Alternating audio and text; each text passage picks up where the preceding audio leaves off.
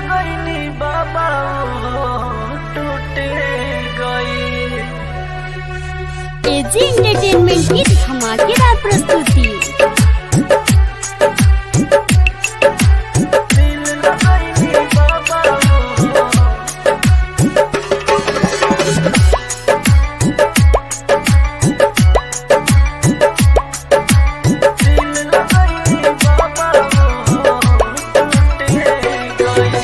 किस्मत में क्या लिखल बाटे इसे अनजान बनी, देखी न हाथ के रेखा बाबा जिंदगी से परेशान बनी।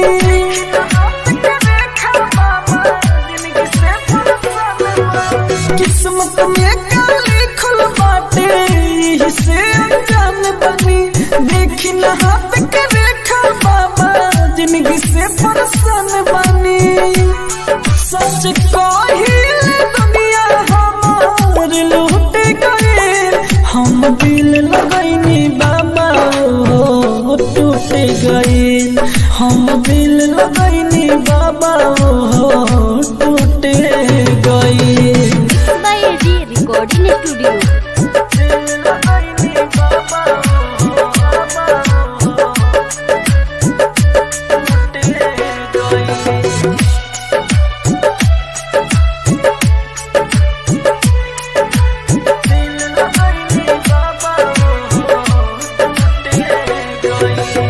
रोतन रात दिन ओके याद करके कौन उपाय बताई ओके भुलाए के।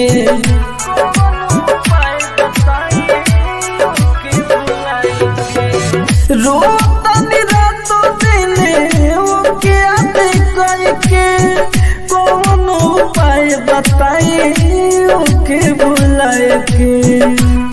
बोली किस्मत का हमारा से रूठ गए, हम दिल लगैनी बाबा टूट गए। हम दिल लगैनी बाबा टूट गए।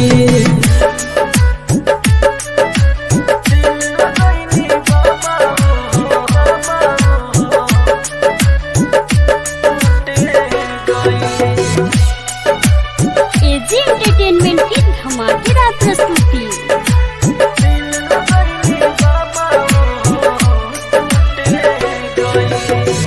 उनके चक्कर में बाबा हवा खैनी जेल के, राजधानी के गईली पागल में ठेल के।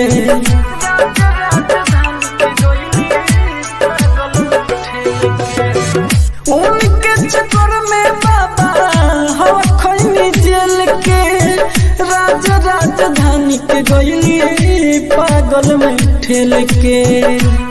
सलमान भागवत के साथ छूट गए, हम दिल लगैनी बाबा टूट गई। हम दिल लगैनी बाबा टूट गई। एजी रिकॉर्डिंग स्टूडियो रोशनपुर सपहा।